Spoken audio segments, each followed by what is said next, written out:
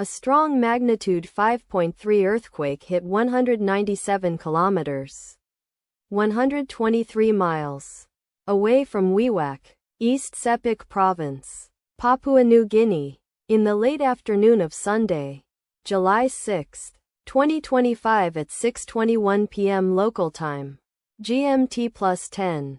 The quake had a moderate depth of 108 kilometers, 67 miles, and was reported felt by some people near the epicenter. First to report, volcano discovery after 6 minutes. Data source from volcano discovery.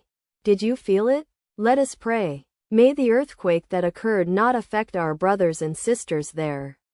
May the earthquake not happen again. And may God protect everyone. Amen.